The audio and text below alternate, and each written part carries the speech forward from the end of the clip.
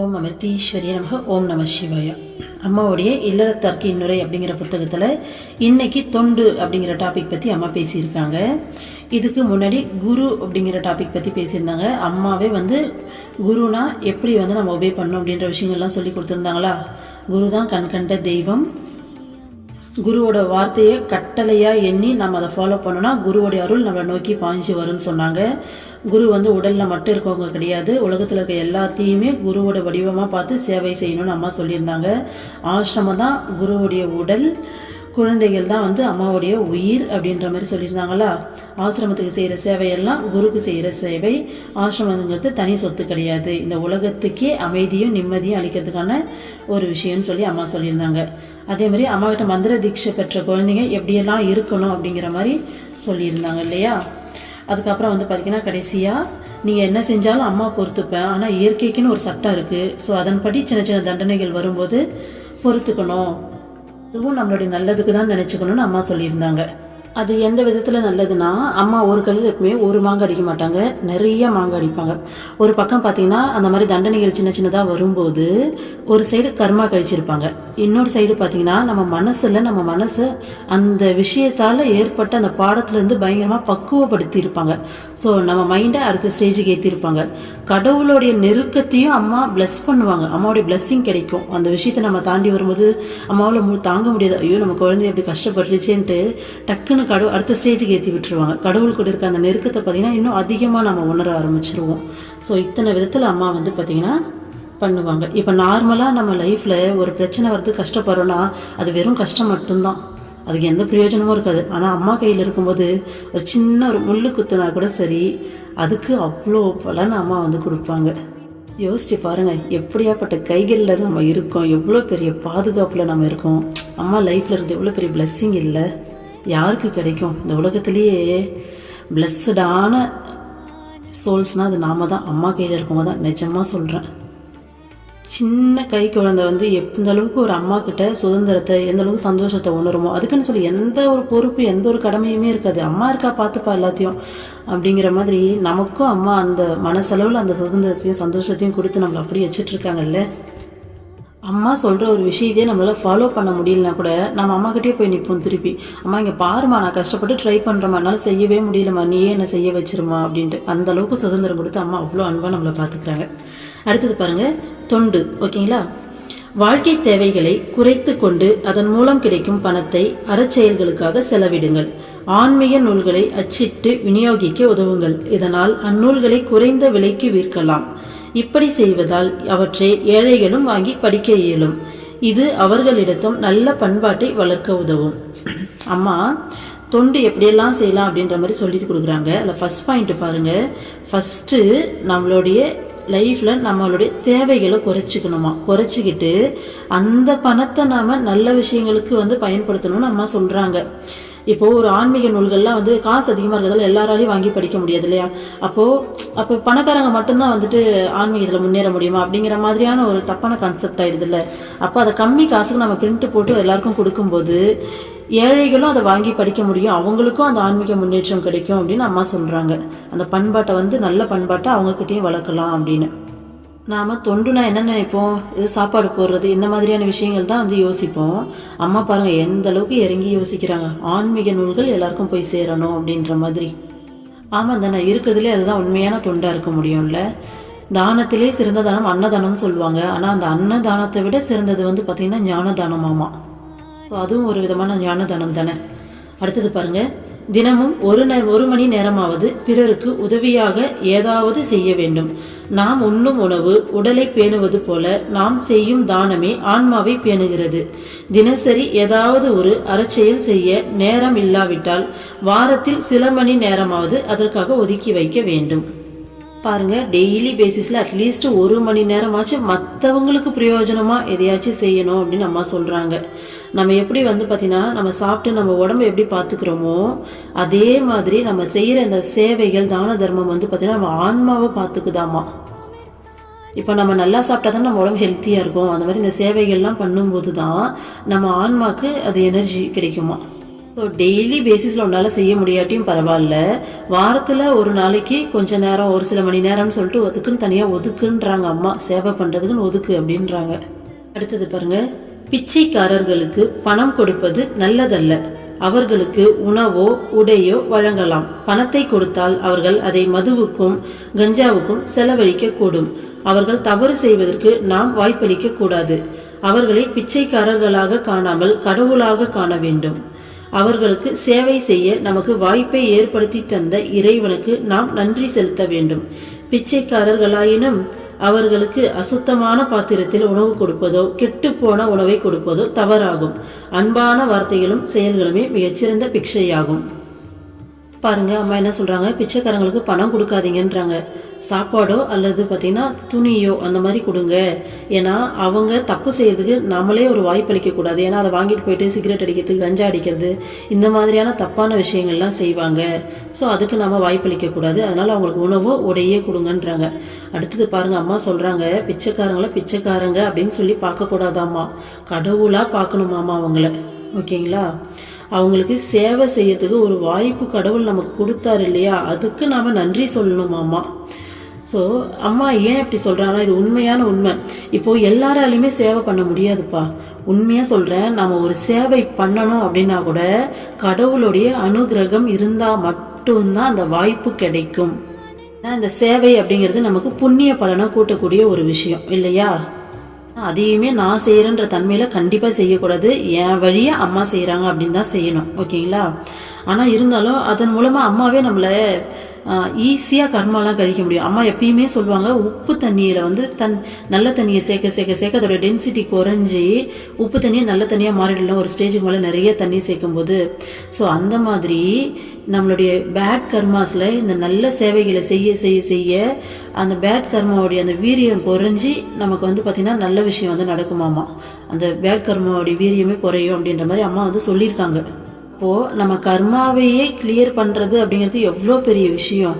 அப்போ அதுக்கு ஒரு வாய்ப்புனா சாதாரணமாலாம் கிடைக்காது. உண்மையிலே நம்மளை அம்மா ஒரு சேவை செய்ய வைக்கிறாங்கன்னா அம்மா நமக்கு ஏதோ ஒரு கர்மாவை கழிக்கிறதுக்காக தான் நம்மளை அம்மா அதை செய்ய வைக்கிறாங்க. அதுதான் உண்மை. நம்ம நினச்சிப்போம் நம்ம செய்கிறோம், நம்ம வழியாக அம்மா செய்ய வைக்கிறாங்க அப்படின்னு. அம்மா நல்லா ஒரு வார்த்தை நல்லா சிறப்பாளி அடித்த மாதிரி சொல்லுவாங்க. எனக்கு அப்படி தான் இருந்தது அதை கேட்கும்போது. அன்னைக்கு அருள்மொழிகளில் கிருத்திகா மேமோடைய இதில் அருள்மொழிகள் சொல்லியிருந்தாங்க, உன்னோட உதவி கடவுளுக்கு தேவையில்லை. கடவுள் பார்த்தீங்கன்னா எல்லாம் வல்லவர் அவர், உன்னோட உதவிலாம் அவருக்கு தேவையில்லைன்னாங்க ஒரே வார்த்தை. அதுதான் உண்மை. நம்மளோட உதவிலாம் அவருக்கு தேவை கிடையாது. நம்மளை செய்ய வைக்கிறாங்கன்னா அம்மாவுடைய ஒரு செயலும் பார்த்தீங்கன்னா நம்மளோடைய நல்லதுக்காக மட்டும்தான் இருக்கும்.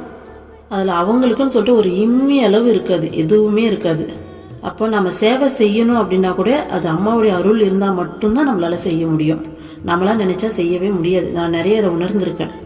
ஒருவேளை அம்மா உங்களுக்குலாம் அந்த சேவை செய்கிற வாய்ப்பை கொடுத்துருக்காங்கன்னா உண்மையாலுமே நீங்களாம் பிளஸ்டு சொல், அம்மாவுக்கு நன்றி சொல்லுங்கள். கொடுக்கலினாலும் பரவாயில்ல, அம்மா கிட்ட பிரார்த்தனை பண்ணால் அம்மா அந்த சுச்சுவேஷன் கிரியேட் பண்ணி கொடுப்பாங்க. ஏன்னா அம்மாவுக்கு நம்ம எல்லாரும் ஈக்குவல் தானே. அதனால் அவங்களுக்கு சேவை செய்யும் போது இறைவனுக்கு நன்றி சொல்லணுமா. இப்படி ஒரு வாய்ப்பை, இந்த சேவையை செய்யறதுக்கு எனக்கு ஒரு வாய்ப்பை ஏற்படுத்தி கொடுத்த பார்த்தியா, அதுக்காக நன்றி இறைவா அப்படின்னு சொல்லிட்டு நம்ம அதை செய்யணுமா. பிச்சைக்காரங்க தானே அப்படின்னு சொல்லிட்டு நம்ம அவங்களுக்கு பார்த்தீங்கன்னா அழுக்கான பாத்திரத்தில் சாப்பாடு கொடுக்கறது, இல்லை கெட்டு போன சாப்பாடு கொடுக்கறது, அதெல்லாம் தப்பு அப்படின்றாங்க அம்மா. அன்பான வார்த்தையும் செய்யணும். அந்த செயல்லையும் உங்களுடைய வார்த்தையிலையும் அன்பு இருக்கணும். ஓகேங்களா? அவங்கள பார்க்கும்போது ஒரு அன்ஈஸியாக பார்க்குறோம்னா நம்ம மனசில் அந்த அன்பு இல்லை அவங்கள. அதனால தான் அம்மா கடவுளாக பாருன்றாங்க. அப்போ அந்த அன்பு தானாக ஏற்படுமா? அதே மாதிரி நம்ம செயல் பார்த்தீங்கன்னா கெட்டுப்போன சாப்பாடு கொடுக்கறது, இல்லை அழுக்கான பாத்திரத்தில் கொடுக்கறது, அதெல்லாம் அன்பான செயல் இல்லையா? ஸோ அவங்களுக்கு நல்ல உணவை சுத்தமான பாத்திரத்தில் கொடுக்கணும். அதுதான் நீ கொடுக்குற அந்த பிக்ஷையிலே அதுதான் சிறந்த பிக்ஷையாக இருக்குன்றாங்க அம்மா. அன்பான வார்த்தைகளும் செயல்களுமே மிகச்சிறந்த பிக்ஷையாகும் அப்படின்னு சொல்லிட்டு அம்மா சொல்கிறாங்க. நம்ம செய்யலை, நம்ம வழியாக இறைவன் செய்ய வைக்கிறார். செய்ய வச்சு நமக்கு நல்லது செய்யறதுக்காக அதை செய்கிறாரு. அடுத்தது பாருங்க, திருமணம், அன்னப்பிராசம், சோறூட்டுதல், நாமகரணம், பெயர் சூட்டு விழா, வித்யாரம்பம் போன்ற விழாக்களை கோயில்களிலோ ஆசிரமங்களிலோ நடத்துவதும் அந்நாட்களில் ஏழைகளுக்கு உணவும் உடையும் தானமாக வழங்குவதும் நல்லதாகும். திருமண விருந்துக்கும் அலங்காரத்துக்கும் செலவு செய்யும் பணத்தை குறைத்தால் ஏதாவது ஒரு ஏழை பெண்ணின் திருமணத்திற்கோ அல்லது வசதியில்லாத ஒரு குழந்தையின் கல்வி செலவிற்கோ போதுமானதாக இருக்கும். பாருங்கள், நம்ம வீட்டில் இந்த ஃபெஸ்டிவல்ஸ் இந்த ஃபங்க்ஷன்ஸ் எல்லாம் செய்கிறோம் இல்லையா, இது எல்லாத்தையும் கோவில்லையோ அல்லது ஆசிரமத்திலேயோ செஞ்சுட்டு அங்கே இருக்க அன்னைக்கு ஏழைங்களுக்கு வந்து பார்த்திங்கன்னா உணவும் உடையும் தானமாக கொடுங்க. கல்யாணத்துக்கு எவ்வளோ ஆடம்பர செலவு பண்ணுறோம் நாம். ஸோ அதெல்லாம் குறைச்சா அந்த பணத்தை இன்னொரு முடியாத ஏழை பொண்ணுக்கு வந்துட்டு கல்யாணம் பண்ணிக்க. உண்மை தானே அது? கல்யாணத்துக்கு எத்தனை லட்சமாக செலவு பண்ணுறோம் இல்லையா, அந்த லட்சங்கள் இருந்தால் எத்தனையோ பொண்ணுங்களுக்கு உண்மையாலுமே அது ஒரு நல்ல வாய்ப்பாக இருக்கும்ல. அம்மா எந்த அளவுக்கு யோசித்து சொல்கிறாங்க பாருங்கள். இது வசதி இல்லாத ஒரு குழந்தைக்கு கல்வி செலவு கூட பயன்படும் அப்படின்றாங்க. ஆக மொத்தம் அம்மா நம்மளுடைய தேவைகள் நம்மளுடைய ஆடம்பரத்தை எல்லாம் குறைச்சிக்கிட்டு இல்லாதவங்களுக்கு அதை எப்படியெல்லாம் நம்ம பயன்படுத்தி கொடுக்கலாம் அப்படின்னு சொல்லிட்டு யோசிக்க சொல்கிறாங்க. ஓகேங்களா? யோசித்து செய்ய சொல்கிறாங்க. அடுத்தது பாருங்கள், வாழ்க்கையில் தியாகத்தை கடைப்பிடிக்க கற்றுக்கொள்ள வேண்டும். ஒவ்வொரு வருடமும் 10 ஜோடி புதிய துணிகளை வாங்குபவர் இவ்வருடம் 1 ஜோடி துணி வாங்குவதை தவிர்க்க வேண்டும். அடுத்த வருடம் மேலும் 1 ஜோடி துணியை குறைக்க வேண்டும். இவ்விதம் முடிந்த அளவு துணிகளின் எண்ணிக்கையை குறைத்து கொள்ள வேண்டும். நாளடைவில் தேவைக்கு அதிகமாக உடைகள் வைக்காதிருக்க வேண்டும். இவ்வாறு 10 பேர் சேமித்த பணம் ஒரு ஏழைக்கு வீடு கட்டி கொடுக்க போதுமானது. அந்த ஏழையும் பக்தனாக மாறுவான். நமது அறமனப்பான்மையாலும் தியாக புத்தியாலும் பலர் நல்ல இயல்புடையவர்களாக மாறுவார்கள். ஆடைகளின் விஷயத்தில் மட்டுமல்லாமல் எல்லா காரியத்திலும் ஆடம்பரத்தை தவிர்க்க வேண்டும். இப்படி சேமிக்கும் தொகையை நல்ல காரியங்களுக்கு செலவிடுங்கள். வாழ்க்கையில் தியாகத்தை கடைபிடிக்கிறதுக்கு கற்றுக்கணும்னு சொல்கிறாங்க அம்மா. ஒரு வருஷமும் இப்போது ஒரு வருஷத்துக்கு 10 ஜோடி துணி வாங்கணும்னா அடுத்த வருஷத்துக்கு ஒரு செட்டு குறைக்கணுமா, அதுக்கு அடுத்த வருஷத்துக்கு ஒரு செட்டு குறைக்கணுமா. ஒரு லெவலில் நமக்கு தேவைக்கு அதிகமாக நம்மக்கிட்ட இருக்கவே கூடாதா. நம்ம தேவைக்குன்னா நமக்கு உண்மையாலுமே போட்டுக்கிறது எத்தனை தேவையோ அதை மட்டும் வச்சுக்கிட்டு மற்ற பணத்தை எல்லாம் இதே மாதிரி ஒரு 10 பேர் சேர்த்தோம் அப்படின்னா ஒரு ஏழைக்கு வீடு கட்டி கொடுக்கலான்னு சொல்கிறாங்கப்பா அம்மா. எவ்வளோ பெரிய விஷயம் இல்லை, எப்படி யோசிக்கிறாங்க பாருங்களா அம்மா, எப்படி பிளான் பண்ணுறாங்க பாருங்களேன். நீ உண்மை தானே, ஒரு வருஷத்துக்கு ட்ரெஸ்ஸுக்கு மட்டும் எவ்வளோ செலவு பண்ணுறோம்ல. படித்தவொடனே எனக்கு சிரிப்பு வந்துருச்சு. அம்மா நீ என்ன தான் கழுவி ஊற்றுற எனக்கு தெரிஞ்சிருச்சு அப்படின்ட்டு. ஏன்னா இப்போ தான் எனக்கு இதெல்லாம் புரியுதே அம்மா, இப்போ தான் எனக்கு இதெல்லாம் சொல்லிக் கொடுக்க ஆரம்பிக்கிறாங்க. இதுக்கு முன்னாடியெல்லாம் நான் என்ன எப்படி இருப்பேன்னா, அம்மா கிட்ட கிருஷ்ணா கிட்டே ட்ரெஸ்ஸு கேட்பேன். எப்போ பார்த்தாலும் எனக்கு ட்ரெஸ் வாங்கி கொடுங்கன்னு சொல்லி போயிட்டு நல்லா இஷ்டத்துக்கு வாங்கிட்டு நல்லா ஷாப்பிங் பண்ணிட்டு வராள் நான். ஆனால் கடைசியாக ஒரு 10 நாளைக்கு முன்னாடி ஒரு 1 வீக் முன்னாடி போனேன் கடைக்கு, ஜவுளிக்கு போனேன். ஒரு சாரீ, ரெட் சாரீ செம்மையாக இருந்துச்சு. இந்த நயன்தாரா மேரேஜுக்கு கட்டியிருந்தது.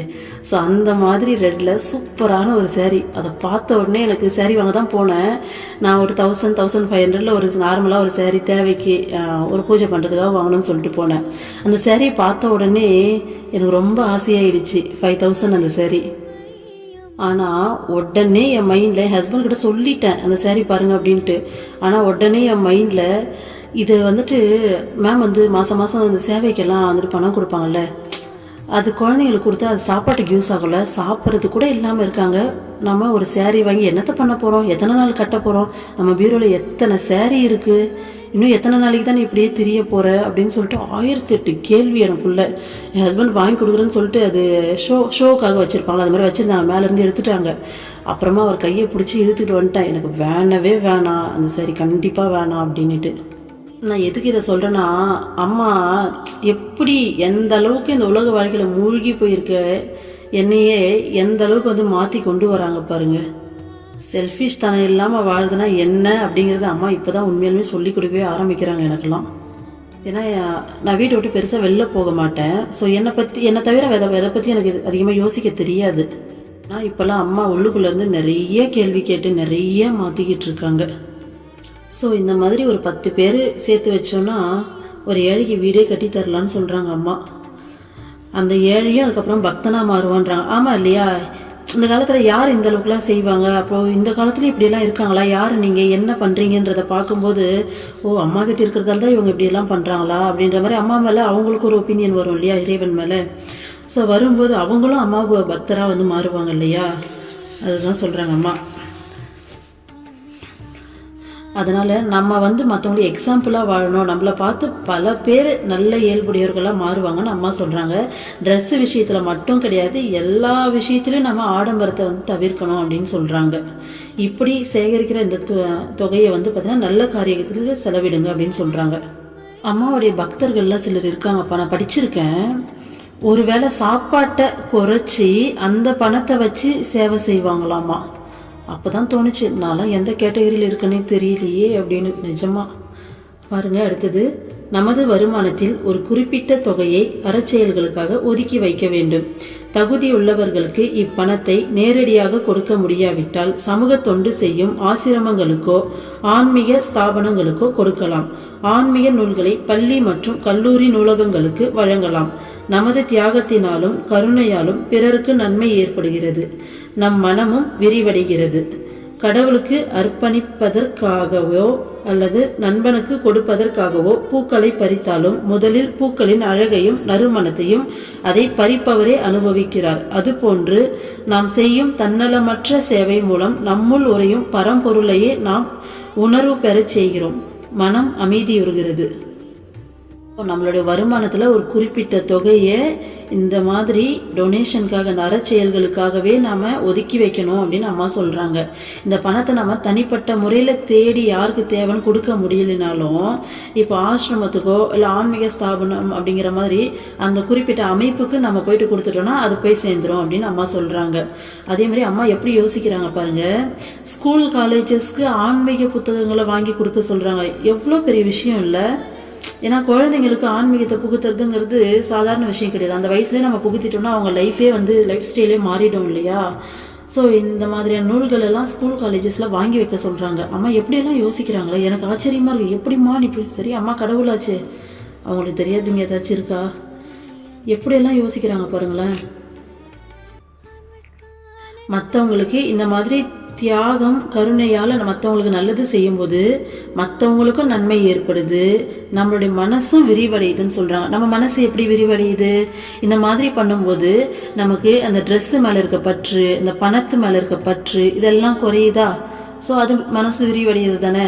ஸோ குறைஞ்சி ஒரு லெவலுக்கு மேலே அது மேலே அந்த பற்றே இல்லாமல் போகும்போது நம்ம ஆன்மீகத்தில் உண்மையாலுமே ஒரு நல்ல நிலையை அடைஞ்சிருப்போமா? அதுதானே ஸ்பிரிச்சுவல் கோலே அதுதானே.